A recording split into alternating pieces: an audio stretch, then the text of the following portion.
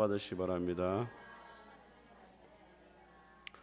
네, 감사합니다. 오늘 우리 러시아 목장 우리 어르신들 옷도 맞추시고 귀한 찬양 감사합니다. 오늘 히브리서 말씀을 계속 살펴보고 있는데 히브리서라는 말씀은 히브리인들에게 보낸 편지다 그런 이야기입니다. 제가 계속해서 말씀드렸지만 이 히브리서는 유대인으로서 예수님을 믿었던 자들이 로마의 핍박 때문에 예수님 믿는 것이 힘들어지고 또 유대인들이 예수님을 거짓 메시아다라고 유혹을 하니까 많은 사람들이 다시 이제 기독교에서 유대교로 돌아가려고 하고 있었습니다. 그런 사람들에게 예수님이 얼마나 탁월하신 분인가, 유대인들이 좋아하는 모세나 아론이나 심지어 천사보다 예수님은 더 뛰어난 분이다, 그것을 이야기를 하고 오늘 이 11장에서는 그러면 참된 믿음을 가진 사람들은 어떻게 살아가야 되는가에 대해서 오늘 11장부터 이제 마지막 장까지 이야기를 하고 있습니다. 특별히 오늘 11장 1절 말씀 믿음의 정의를 이야기하는데 같이 한번 읽어보겠습니다. 시작. 믿음은 바라는 것들의 실상이요 보이지 않는 것들의 증거니. 자, 믿음은 우리가 바라는 것들을 실제로 보이게 하고 그 다음에 보이지 않는 것들을 눈으로 볼 수 있도록 만들어준다는 거예요. 그게 바로 믿음인데 중요한 것은 뭐냐면 무엇을 믿느냐 하는 거예요. 여러분이 간절히 원하는 것이 믿음만 있으면 되어집니까? 안 되어집니까?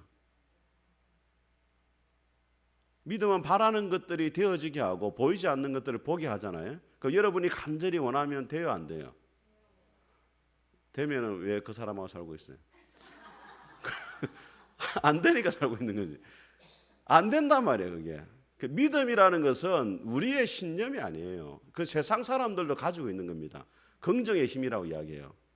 그죠? 뭐 다락방 그 누굽니까 저기? 책이 갑자기 기억이 안 나네. 꿈 이진성 작가가 썼잖아요. 자기가 꿈을 꾸고 그걸 간절히 원하면 된다. 물론 이제 꿈을 안 꾸는 것도 낫지만은 꿈을 꾼다고 해서 다 되는 거 아니에요. 여러분 복권이 당첨되기 매일 꿈을 꾸어서 되는지 안 된단 말이에요. 여기서 바라는 것들에 보이지 않는 것들의 증거가 되게 하는 믿음이라는 것은 뭐냐면 우리를 향한 하나님의 말씀과 그 계획이 그대로 이루어질 줄 믿는 거예요. 자, 여러분 아브라함을 한번 생각해 보세요. 아브라함이 처음부터 믿음의 조상이 되리라고 하는 꿈을 가진 게 아니잖아요. 아브라함이 자식을 하늘의 별과 같이 많이 두겠다 이런 꿈을 한 번도 가져본 적이 없어요. 그걸 간절히 원했던 적도 없습니다. 그런데 75세가 되었을 때 하나님이 아브라함에게 나타나가지고 내가 너로 하여금 큰 민족을 이루고 내게 복을 주어 너를 창대하게 하리니 너는 복의 권원이 될지라고 하나님이 말씀을 하셨어요. 그 말씀이 먼저고 그 다음에 아브라함이 여러 가지 갈등과 어려움이 있었지만은 끝까지 하나님의 약속을 붙잡고 나아갔을 때 100세 때 이삭이 태어나고 지금 이스라엘과 같이 하늘의 별과 같이 많은 자손들이 주어졌단 말이에요. 그래서 믿음이라는 것이 뭐냐? 내가 간절히 원하는 것이 이루어질 걸 믿는 게 아니고 하나님의 약속의 말씀을 붙잡고 그 말씀이 이루어질 것을 믿는 게 믿음이라는 거예요. 요셉도 한번 생각해 보세요. 우리는 생각할 때 요셉이 애굽의 총리가 되리라는 꿈을 꾸었다 이렇게 말하는데 여러분 꿈이라는 것은 내가 원하는 대로 꾸지는 게 아니에요. 맞아요, 안 맞아요? 돌아가신 아버지나 돌아가신 어머니 한번 만나고 싶다 이런 간절히 원해도 나타나요, 안 나타나요? 안 나타나죠. 뭐 개만 몇 마리 보이고 개꿈 이런 거 안 나타난단 말이에요. 꿈이라는 건 내가 원하는 대로 꾸시는 게 아니에요. 하나님이 요셉에게 그 당시에는 말씀을 주실 때 환상과 꿈을 통해 가지고 말씀을 하셨단 말이에요. 요셉이 곡식단이 일어나 가지고 자기에게 절하고 하늘의 11별과 해와 달이 자기에게 절하는 거 그걸 꿈이었잖아요. 그 꿈은 하나님이 계시로 보여주신 구약시대의 말씀이었어요. 요셉이 그 의미를 몰랐죠. 처음에는 그게 애굽의 총리가 되는 꿈인지 몰랐어요. 그렇지만은 자신을 향한 하나님의 놀라운 계획이 있구나라는 것을 알게 되어졌고 어렵고 힘든 시기를 보냈지만은 그 꿈에 대한 하나님의 약속을 붙잡았을 때 결국에는 애굽의 뭐가 되었어요? 총리가 되더라는 거예요. 그래서 우리가 하나님을 믿는다고 말할 때 무엇을 믿어야 되느냐? 하나님의 약속의 말씀을 붙잡아야 돼요. 우리가 기도할 때도 여러분이 원하는 소원이 아니고 하나님이 여러분을 통해서 하시고자 하시는 그 말씀이 우리의 삶 가운데 이루어지도록 간절히 붙잡고 기도할 때 이루어지는 거예요. 요한일서 5장에 뭐라고 말합니까? 무엇이든지 그의 뜻대로 구하면 들으심이라 이렇게 이야기하죠. 그래서 저는 여러분들이 하나님의 약속의 말씀을 굳게 붙잡을 수 있길 바랍니다. 오늘 히브리서를 편지를 받는 이 성도들이 자꾸 예수님 믿는 신앙에 벗어나려고 하잖아요. 그 끝까지 붙잡으란 말이에요. 예수님 십자가를 붙잡고 부활을 붙잡고 예수님을 말미암는 죄 용서와 하나님의 자녀가 된다는 것, 예수님 믿음에 천국 간다는 주님의 약속의 말씀을 끝까지 붙잡고 믿음으로 나아가면 그것이 언젠가는 너희들에게 바라는 대로 보이지 않지만 이루어지게 될 것이다. 이런 뜻이에요. 자, 두 번째로 믿음의 핵심이 뭐냐? 우리 6절을 같이 한번 읽어보겠습니다. 같이 읽겠습니다. 시작. 믿음이 없이는 하나님을 기쁘시게 하지 못하나니 하나님께 나아가는 자는 반드시 그가 계시는 것과 또한 그가 자기를 찾는 자들에게 상 주시는 이심을 믿어야 할지니라. 자, 믿음이 없이는 기쁘시게 하지 못한다 이렇게 되어 있습니다. 하나님을 가장 기쁘시게 하는 게 뭐냐? 우리의 믿음이에요. 하나님이 오늘 여러분이 무슨 옷을 입고 왔는지, 화장을 했는지 안 했는지 관심이 없습니다, 여러분. 여러분이 이 시간 믿음을 가지고 나왔는지 그게 관심이 있어요. 오늘 러시아 목장 우리 옷도 맞췄잖아요. 여러분 아셨어요? 옷 맞춘지? 내만 아는 줄 알았는데. 그 옷을 맞춘다는 게 뭐예요?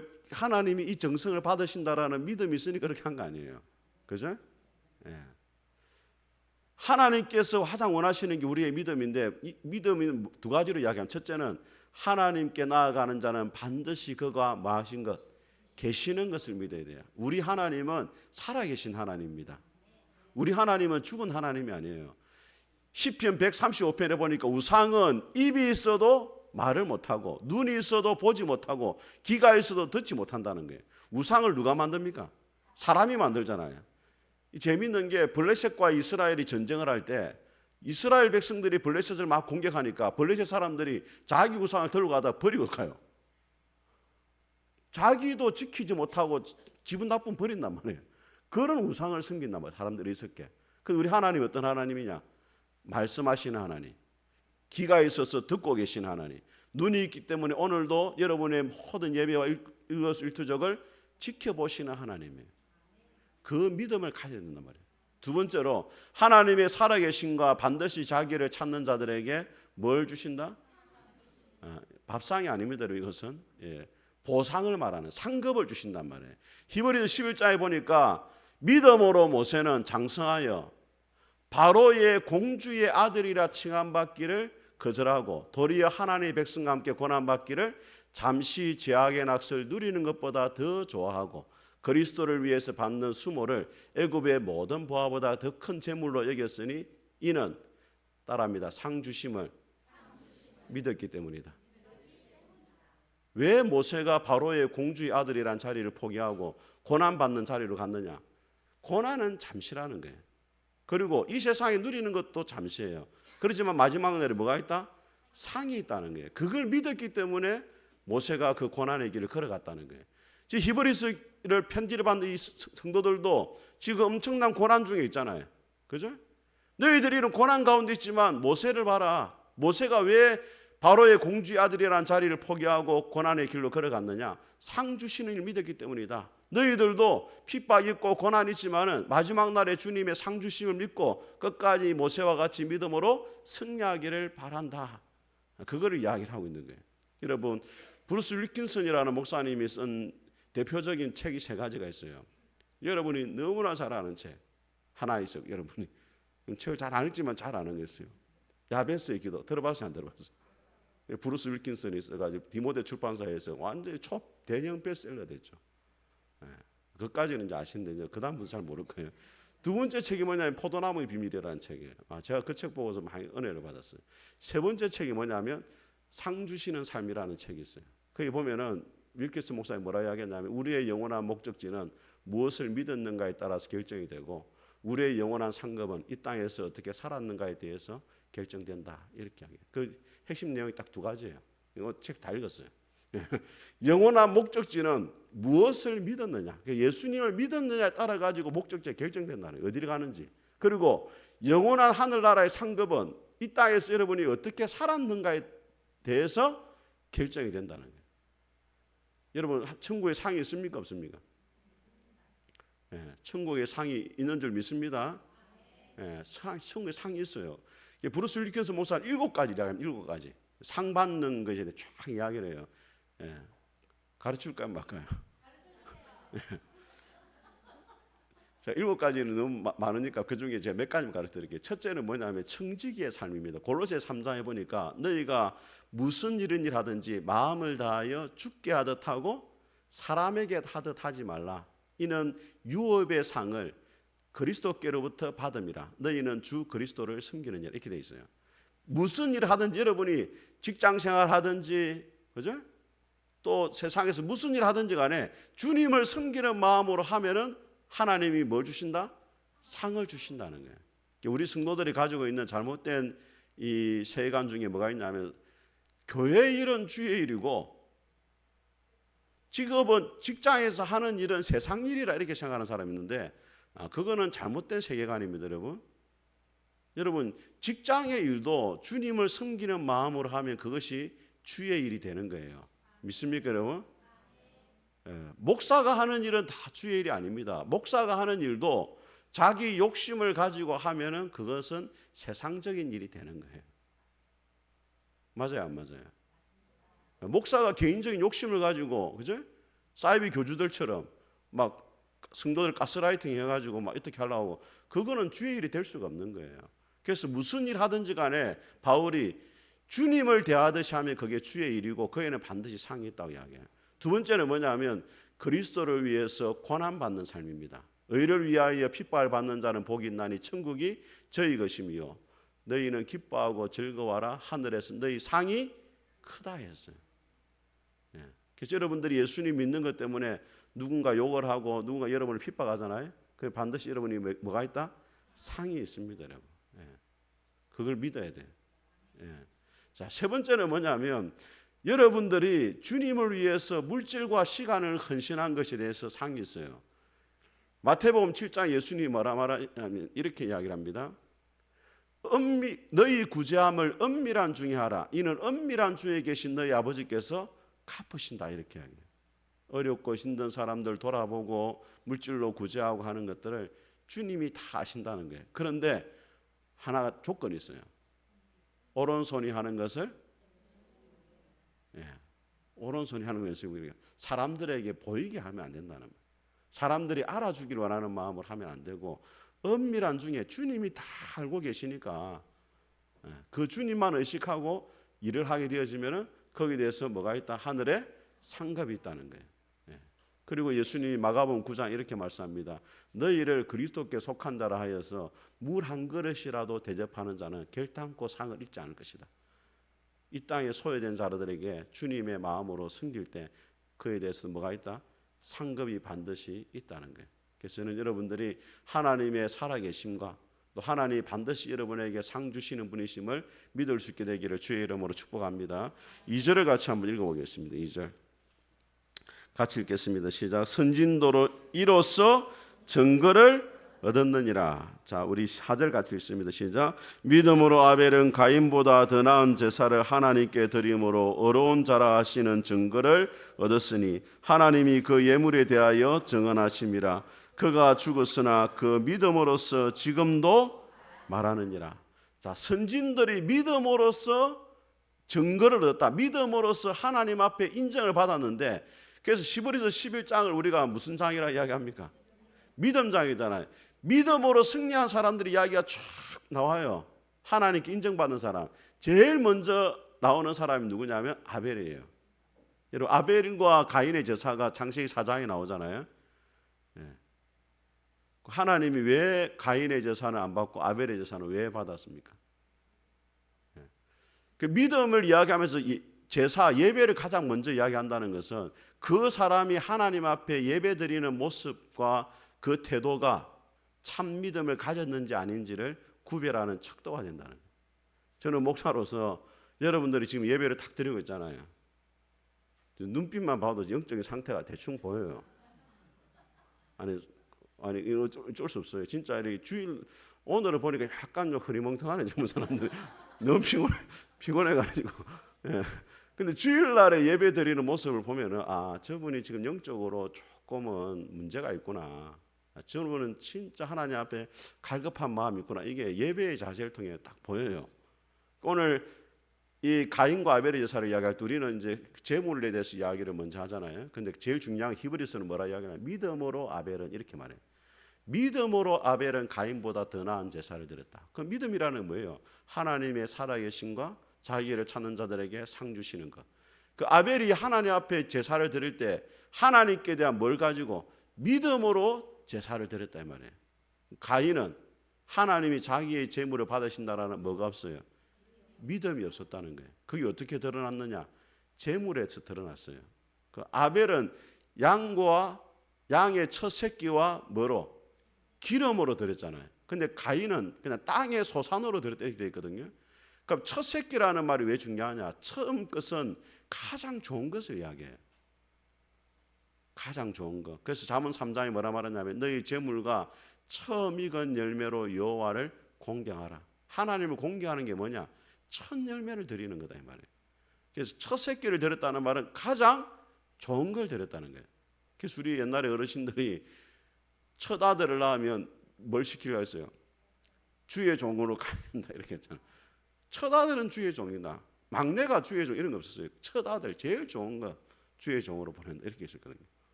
근데 첫 새끼와 그다음에 뭐로요? 기름을 드렸단 말이에요. 목사님 기름 몸에 안 좋은 거 아닙니까? 하나님 앞에 그 살을 드려야지 기름 드리면 됩니다. 고대 세계에서 기름은 제일 좋은 거예요. 짐승 중에 그 부위 중에서 기름이 제일 좋아요. 그래서 히브리서 레위기 3장에 뭐라 말하냐면 16절에 모든 기름은 여호와의 것이다 이렇게 돼 있어요. 한번 따라합니다. 모든 기름은 여호와의 것이다. 기름이 제일 좋은 거예요, 여러분. 그 당시에 에너지원이고 제일 맛있는 부위 기름이랬어요. 그래서 여러분 조금 몸에 기름 있는 게 좋아요. 하나님 위해서 써야 돼 나중에.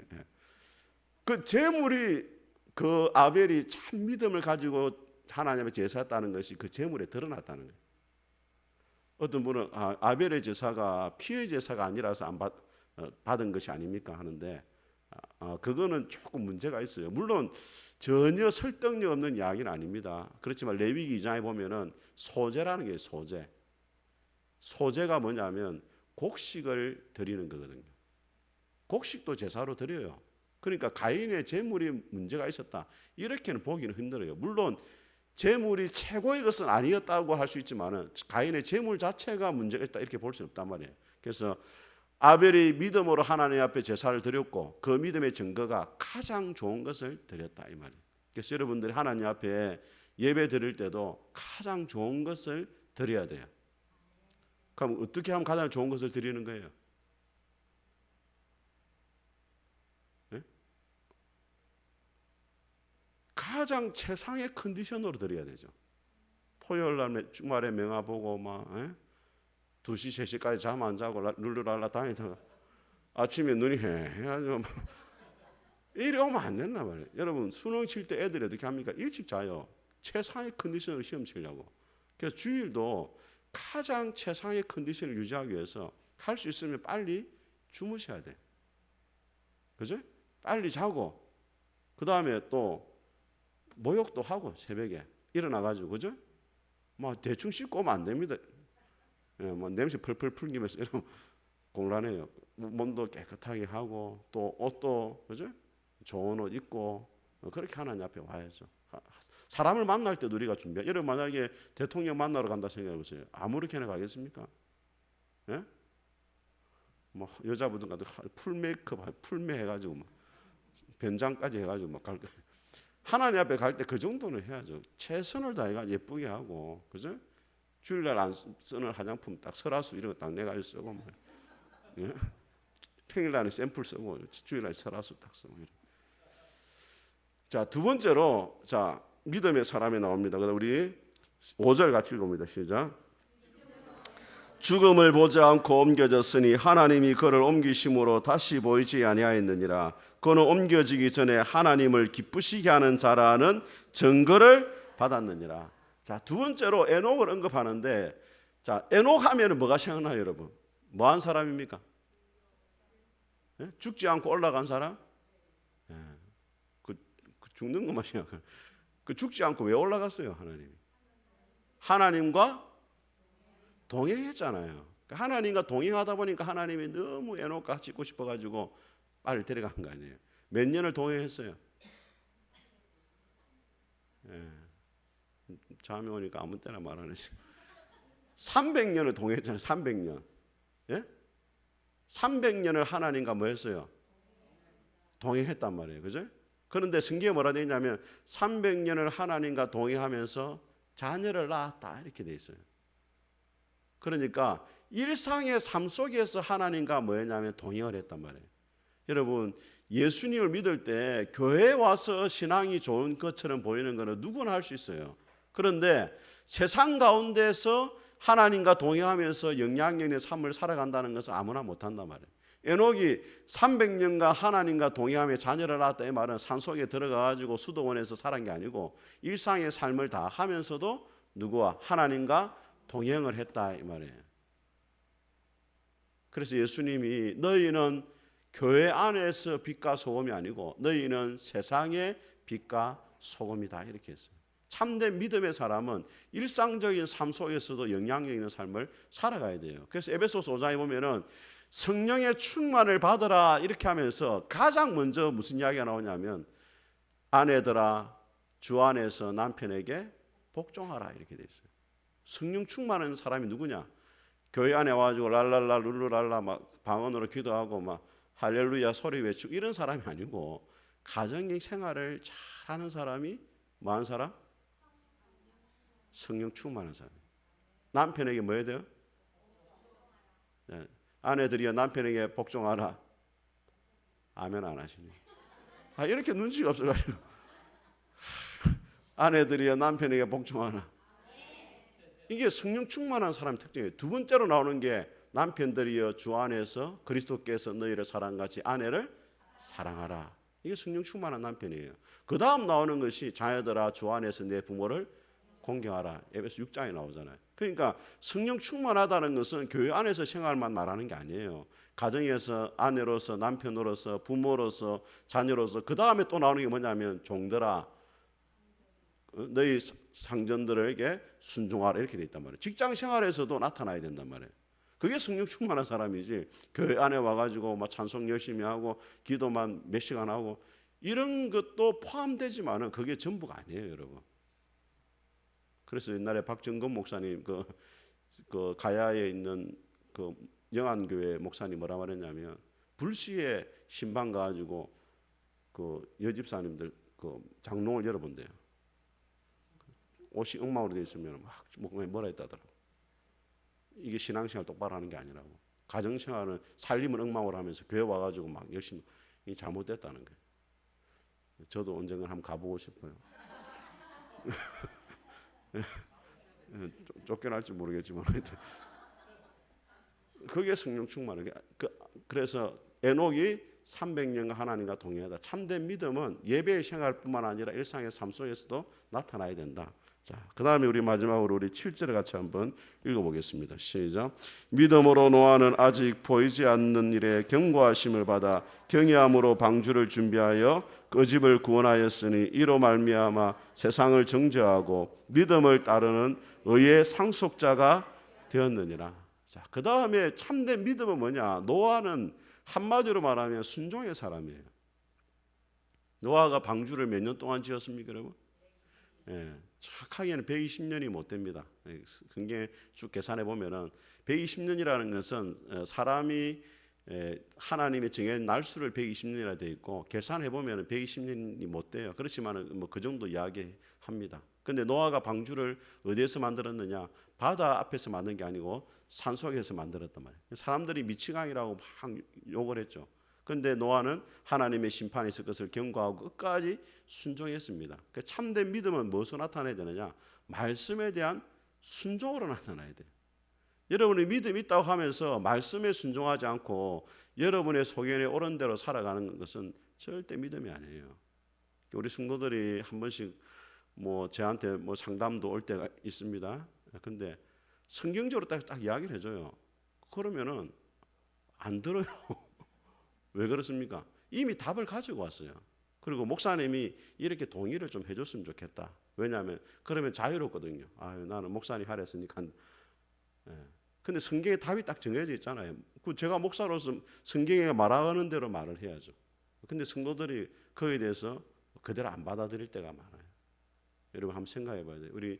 여러분 길은 차로가 있고 선로가 있잖아요. 차로는 차가 다니는 곳이잖아요. 선로는 뭐가 다니? 기차가 다니잖아요. 차로는 1차선 갔다 2차선 갔다 3차선 갔다 하다 기분 나쁘면 역주행하고 막 이렇게 하는 거예요. 그런데 선로는 정해진 길로만 가야 돼요.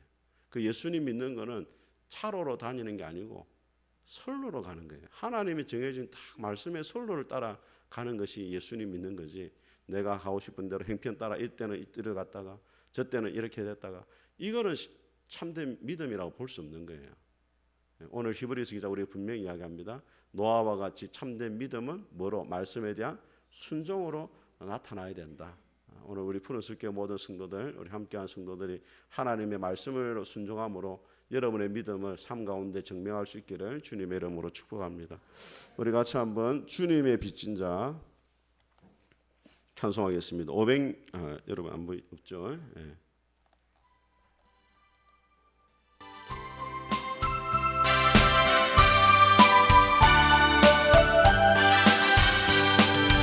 죄악의 속은